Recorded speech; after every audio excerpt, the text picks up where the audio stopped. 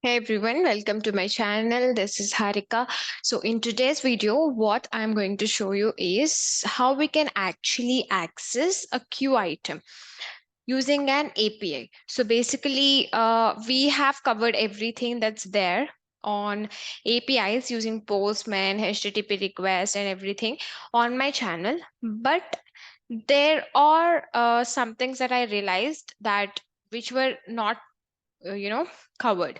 So we have seen, let me just share you that part. So if I go over here, we have seen where we can add a queue item and fetch the item by using the ID, right? When you are adding, we save that ID and we fetched it by using the ID. But if you are not adding the item, the queue item is added by using a robot. Okay. Then how do you fetch that ID? And how do you fetch all the queue items that are there in a particular folder or in a particular tenant? So how do you do that? That's what I'm going to show you in this video. So if I have to keep it simple, what are we going to do? Firstly, let's say if there's a folder, first we are going to get, okay, let's go from the tenant, okay? So it will gonna fetch you how many queues are there in a particular tenant and how many queues are there in a particular folder, and in a particular queue, how many queue items are there and what are those items. So these are the whole things that we are going to see in this whole video from starting till the end in the Postman. Okay, so if you're able to do it in the Postman, there's no difficulty doing it in the HTTP request. So without any ado, let's get into the video and see how we can do this. So the first and the foremost thing, if you're new to my channel and if you don't know what this orchestrator, HTTP request, Postman, all of that, and if you still wanted to achieve this particular thing, then what I would recommend you is there's a whole playlist on my channel. If you go over here, there is a orchestrator API Postman. So if you go into this, there are actually a lot of videos, like 14 videos are there which will explain you everything, like how you can do authentication, how you can get the folders, how you can get the environment, how you can get the robots, how you'll get the process, add the queue item, and all of this are there. So you can just check it out from there. Otherwise, if you wanted to do it in the HTTP request in the studio, then also you have the same things here for doing it in the HTTP request by using HTTP. So this is orchestrator HTTP request, but API HTTP request. Yeah, this is the one. Okay, so you have videos for the same. So without any ado, let's get into the video and see how we can get this done. Okay, so firstly, you have to do the authentication like how we have done earlier. I'll just give you a small glimpse of it. So you have to first do a post request and you have to provide this particular API call, and you have to provide the client ID and the user key. So if you don't know from where you will get the client ID and the user key, I would recommend you go watch this video, the first video, how to do authentication to your orchestrator, cloud orchestrator using Postman. Okay, so this video will help you understand everything, how you can get the access key or the barrier token. Okay, so once that part is done, the next step, okay, so the main criteria is we have to get the queues, right? How many queues are there totally, basically. So if you see queues, get all queues. So we have to use this particular API call and it's a get method. So let's go and do that. So if I go to this, I'm taking a get request and then I'm going here, just copy this and where is my Postman? So in my Postman, I am gonna paste it over here.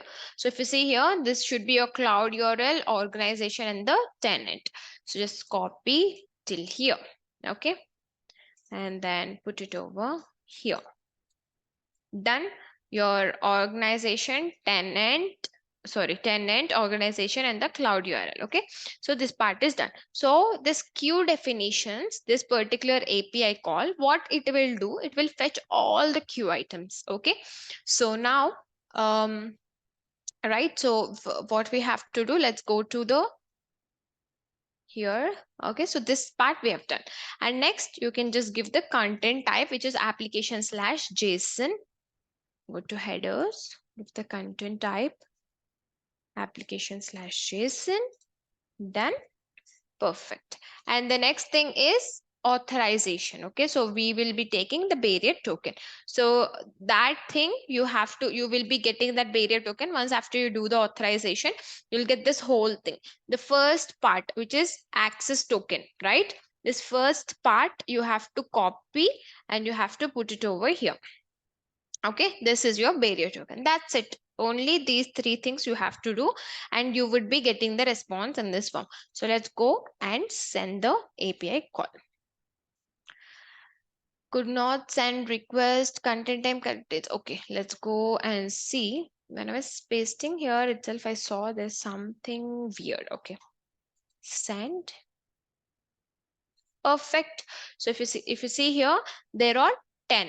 So what are these 10? These 10 are queues, different types of queues that have in my this particular tenant. Okay, because I have given the tenant, right? So if you see here, my tenant is this thing. So in my tenant, I have 10 queues in different folders, right? So let's go and check.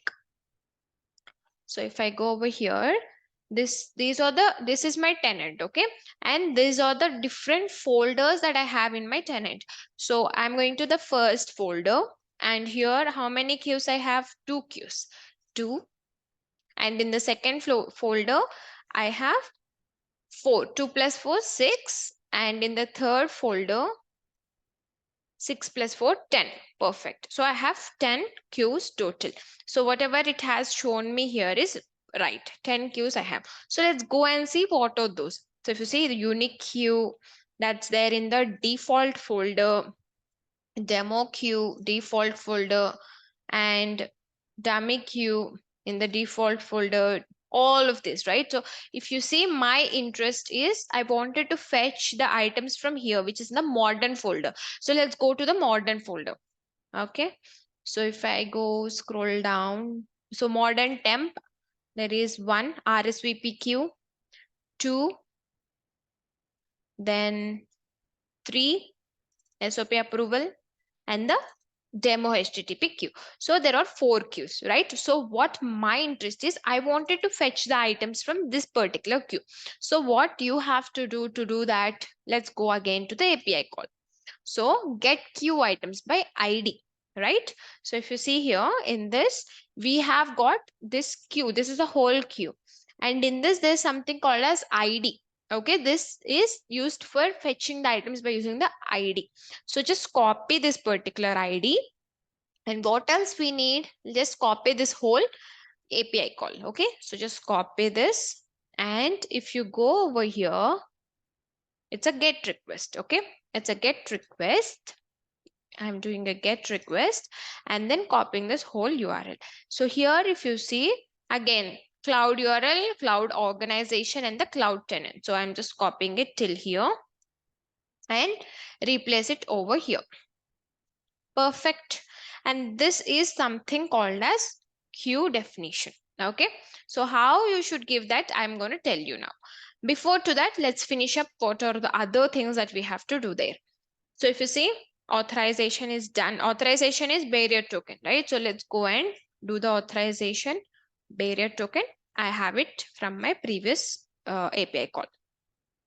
Nice. Then headers. In headers, you have to provide organization unit ID. So what is this organization unit ID? This is the folder ID or organization unit ID, XPath. Okay. So if you come to headers and you have to provide in this X UiPath organization unit ID. So from where you will get this folder or organization unit ID. So how do you get that? If you go to the previous query, previous response, there is something that's got that has provided, which is called as organization unit ID. That means this is specific to the folder. So if you see here, the modern temp, all the modern temp queues, right? So if you see, we have 4 modern temp queues. So if you just copy this and search, there are 4, right? That means this is specific to the folder. So if you see 1, 2, which has modern temp, 3, this is modern temp, and 4. Perfect. So let's say if I am going to this particular workspace, okay, this is my workspace. This organization unit temp is this. So in this, how many queues were there? 2 queues were there. So 1 and 2, right? Perfect. So the other one is default.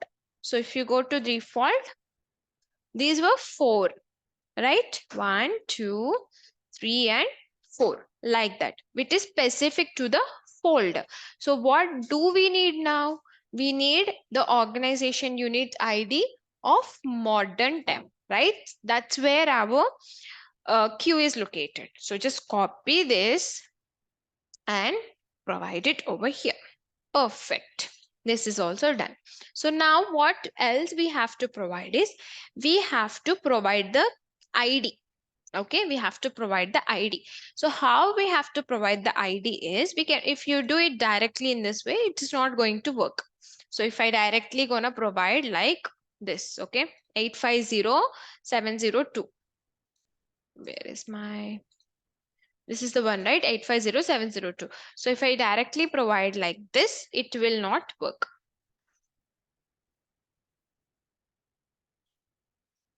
So it is saying queue item does not exist. It will not work in that way. So for this, we are trying to provide a filter. So just remember this syntax. I'll also provide it in the description so that you can copy it and use it in your query. So you have to provide it in this way. Okay, so we are filtering out the queue items based on the queue definition ID. So what is the queue definition ID for our queue? 850702, which we have retrieved from the previous response. So from there, I am going to click on the send. So it's gonna give me the response, right? So it has given me the 10 items, right? So if you see here, we have 10 items. So let's say if you wanted to fetch all the items inside this particular thing, then what you can do, you can directly just give this one, this query. Sorry. You can directly give this query. This will fetch you all the queue items which are there in this organization folder. That means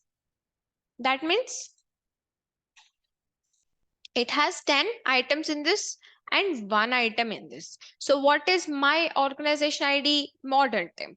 So it will give me what are all the queue items that are there inside this organization unit. But you wanted to filter it. You wanted to filter it based on the queue definition ID, which we've got from the previous query.